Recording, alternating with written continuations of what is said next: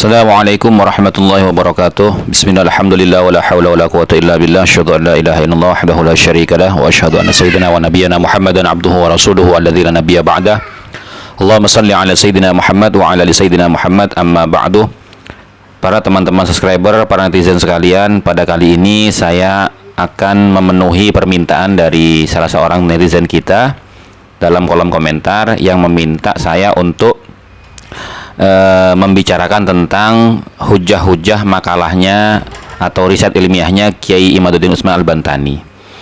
Kenapa? Karena akhir-akhir ini agak dibelokkan nih ya, jalur diskusinya ini sudah dibelokkan, relnya sudah dibelokkan, seakan-akan Kiai Imaduddin Utsman Al-Bantani itu keluar dari konsep atau teori-teori para ulama di dalam menetapkan ketentuan nasabnya seseorang. Padahal kalau kita baca makalahnya, beliau itu sudah banyak sekali memaparkan ya kutipan-kutipan yang beliau jadikan argumentasi dalam risetnya itu, kutipan-kutipan dari para ulama-ulama yang ternama tentang masalah bagaimana nih menetapkan nasab seseorang, apakah sahihun nasab atau masyhurun nasab atau majhulun nasab, maqtu'un nasab, tahtal bahas dan lain sebagainya ya. Nah, maka ini saya tampilkan tidak banyak, hanya beberapa saja ya. Mungkin ini sudah cukup untuk membuktikan bahwasanya Kiai Imaduddin Utsman Al-Bantani itu di dalam riset ilmiahnya itu tidak keluar dari jalur keilmuan ya. Satu contoh misalkan ya, ini di dalam riset ilmiahnya beliau ketika membantah seorang yang menanggapi makalahnya Kiai Imad, beliau itu mengutip pernyataan daripada Imam Ar-Royani ya. Bagaimana bunyinya ya? Fahadhihi syara'itu arba'in. Ini adalah beberapa syarat penetapan nasab yang 4 gitu ya. Tulus zaman, yang pertama itu sepanjang zaman gitu loh ya. Nah, jadi supaya cepat saya baca terjemahnya aja ya. Maka inilah 4 syarat penetapan nasab: sepanjang zaman, bernisbat kepada nasab yang orang lain juga bernasab kepadanya, tidak ada penolak, dan tidak adanya dalil-dalil yang merupakan sebab ia bisa menjadi bayyinah atau bukti sehingga bisa bersaksi terhadap nasab tersebut gitu loh. Nah, ini dalil beliau gitu ya. Nah, kenapa beliau mengatakan nasab seorang itu sanadnya harus terus tertulis. Nah, ini ada kalimat apa? Tulus zaman. Jadi dari abad di mana Ubaidillah bin Ahmad bin Isa itu hidup sampai sekarang itu harus berkesinambungan catatannya ya. Nah, itu kalau kita mau mengikuti pendapat daripada Imam Ar-Royani dalam kitab Bahrul Madhab. Kemudian bagaimana pendapatnya Ibnu Hajar Al-Asqalani di dalam kitab Al-Jawab Al-Jalil? Sesungguhnya nasab adalah sebagian dari yang bisa ditetapkan dengan metode istifadhah kecuali telah sahih sesuatu yang menentangnya gitu loh. Istifadhah ini apa? Istifadhah ini berkesinambungan. Jadi catatan nasabnya itu berkesinambungan.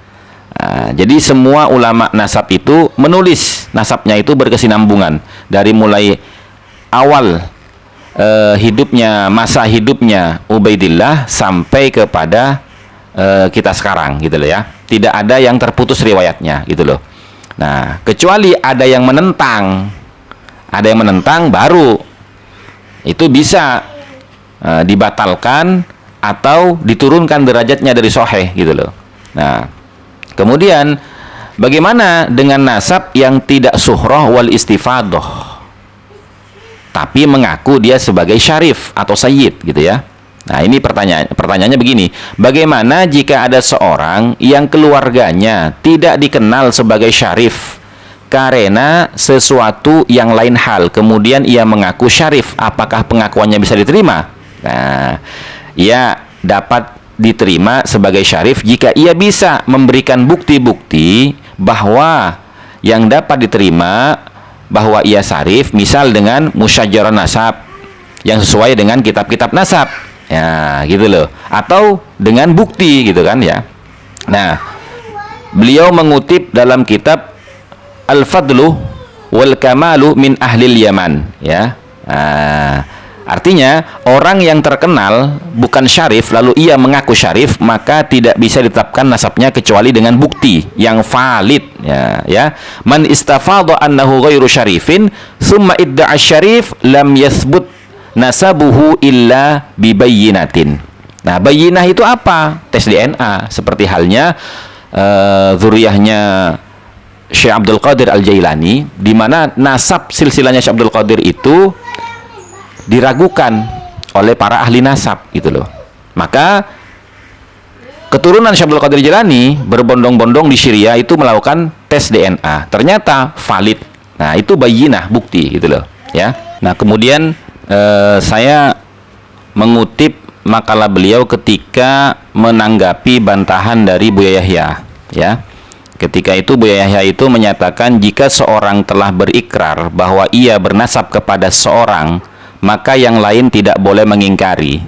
Perlu diketahui bahwa ikrar tidak berkonsekuensi tersambungnya nasab jika bertentangan dengan metode lainnya, ya.